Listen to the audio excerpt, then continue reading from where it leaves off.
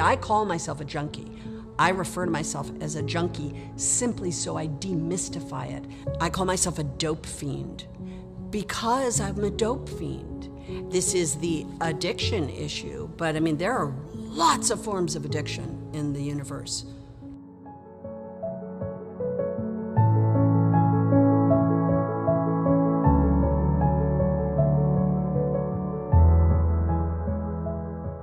I was in a good, stable marriage, writing books for children that were bestsellers. I was getting more and more work and more fame and attention and adulation. I got more as my addiction got worse, not less. My high bottom made that denial much more pervasive because it was all working. It's not working because if you are asking yourself, can I stop this? Then you're in a prison of your own mind. And I was in that prison even though I was fabulous and all the bullshit part of show-off business. I had been nursing a secret Vicodin addiction for a very long time, over 10 years. Not one person knew except a Brazilian healer woman. She had been staying with us. And this was December of 98. I make dinner and buy all the food, make the dinner, and wrap the presents, and doing all my thing at Christmas time. And she was staying with us. And I was in my kitchen, and I had a pocket full of Vicodin. I had a glass of wine on the counter.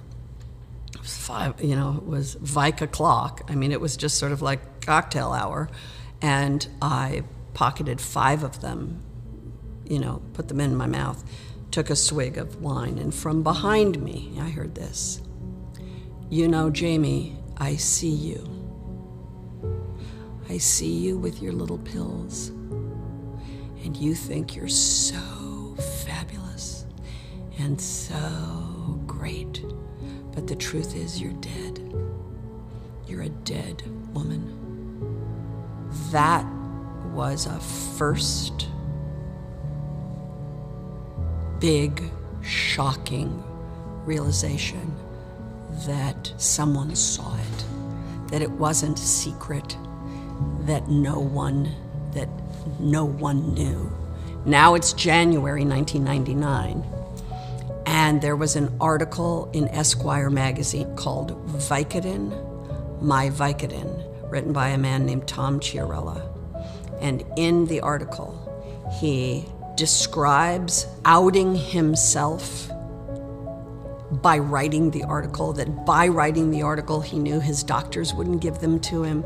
He knew that his wife and family were going to be on to him. He was outing himself for a secret that he'd been carrying. And that spoke to me probably louder than anything else. All of a sudden, I went, oh, someone else is just like me. So by February, I went to a friend of mine, early February, and I went to a friend of mine, and we both had kids the same age, and I kind of like sidled up to her and kind of like, and finally, was able to say that I had a problem with Vicodin. And she looked at me and said, yeah, I know, me too. Isn't it amazing? And she gave me, at that moment, the number of a doctor who would write you script. Because prior to that, I didn't really get it from doctors. 5-finger discount, here and there. I had my ways. That night, when I woke up sometime between sleep and waking, I had a moment of clarity which saved my life, which is simply this. I imagined that she would die, and I would attend her funeral, and I would hug her children, and I would have blood on my hands. Or I would die, and she would attend my funeral, and she would hug my children with blood on her hands. And in that moment, I understood that it was going to kill me. And I called a friend of mine who was in recovery, an old colleague of mine, and I was terrified about being a public figure and walking into recovery centers and being around recovery, and I was terrified of it. And I said to my friend who was a long time in recovery, I said, is there any way somebody famous can meet me and go with me into a recovery room? And a woman called me, and I met her, somebody I'd never met, and she walked in with me, and I've been sober since that day.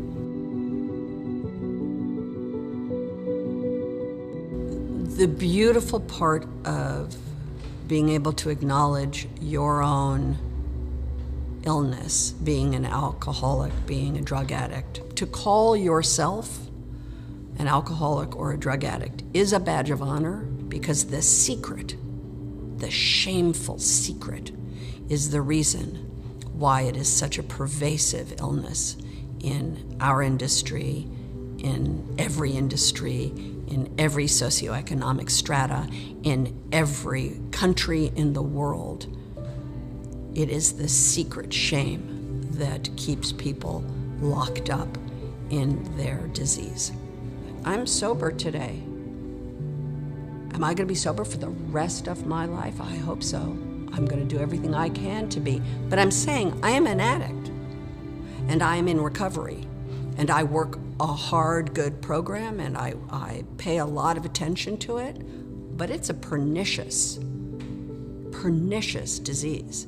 I've broken ribs twice last year, and I had to take the very drug that I loved.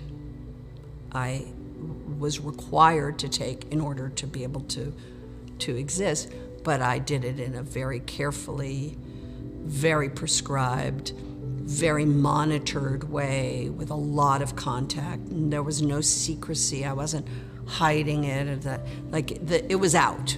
The bottle was on the counter. My husband was like, everybody knew. You know, that's a big change for me. But I mean, I'm an addict, so I'm in recovery. I'm not recovered, never will be, but I am working on it.